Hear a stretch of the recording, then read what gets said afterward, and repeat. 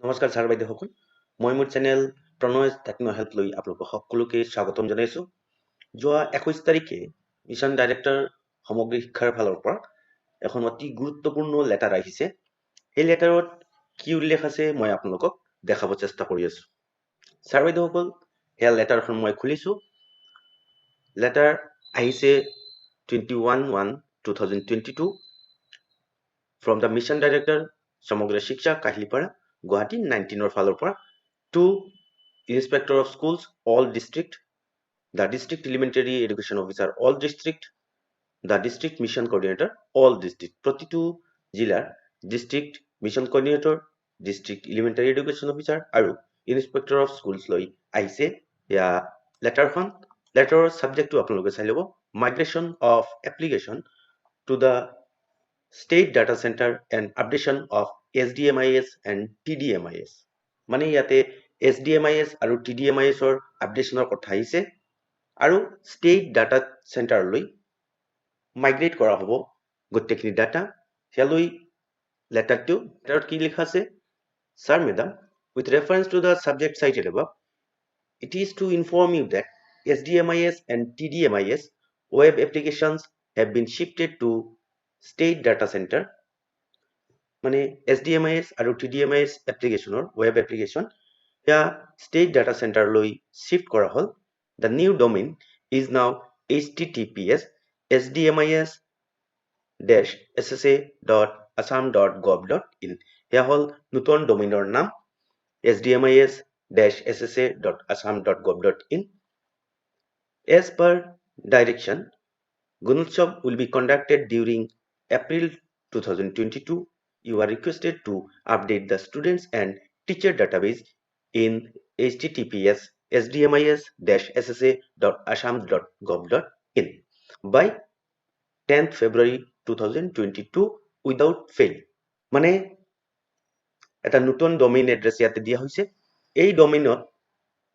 ষ্টুডেন্টৰ গোটেইখিনি data SDMIS আৰু টিচাৰৰ ডাটাখিনি update কৰিব লাগিব আপডেটৰ লাষ্ট ডেট ইয়াতে 10th February 2022 কাৰণ এপ্ৰিল মাহত অনুষ্ঠিত হ'ব Gunotsav the updated database will be used to provide individual OMR to the students এই যে আপডেটেড যেটো ডাটাবেস ষ্টুডেন্ট ডাটাবেস হ'ব এই ষ্টুডেন্ট ডাটাবেস লৈ গুণোৎসৱৰ OMR প্ৰিন্ট হ'ব you are requested to complete the updation process and freeze the database from the school level to district level with an undertaking to completion and authentication of SDMIS as per format enclosed. মানে 10th February আগতে সকলো স্কুলৰ ফালৰ পৰা SDMIS ষ্টুডেন্টৰ যি SDMIS হয় ষ্টুডেন্টৰ details খিনি SDMIS complete হ'ব লাগিব আৰু কমপ্লিট কৰাৰ পিছতে স্কুল লেভেলৰ টিচাৰ সকলে দিব লাগিব আন্ডাৰটেকিং ৰ ওপৰত বেস কৰি ব্লক আৰু ডিস্ট্ৰিক্টও দিব লাগিব আন্ডাৰটেকিং It is to be noted that 11th February 2022 the SDMIS will be freezed from the state level and no further modification will be allowed ইয়াতে স্পষ্টকৈ লিখা আছে 11 তাৰিখে ষ্টেটৰ ফালৰ পৰা হেয়া ডাটা ফ্ৰিজ হৈ যাব তাৰ পিছত কোনোবাই বিচাৰিলেও ষ্টুডেন্টৰ ক্ষেত্ৰত বা টিচাৰৰ ক্ষেত্ৰত চেঞ্জ কৰিব নোৱাৰিব please treat the matter as urgent এভাবে আপোনালোকে অহা 10 তাৰিখৰ আগতে হেয়া যি ডোমেইন আছে sdmis-ssa.assam.gov.in এই ডোমেইনত গৈ এই পৰ্টেলত আপোনালোকৰ ষ্টুডেন্ট ডাটাবেজত যি আছে ষ্টুডেন্টৰ গোটেইখিনি SDMIS কমপ্লিট কৰি ল'ব লাগিব আৰু টিচাৰৰ যদি কোনোবা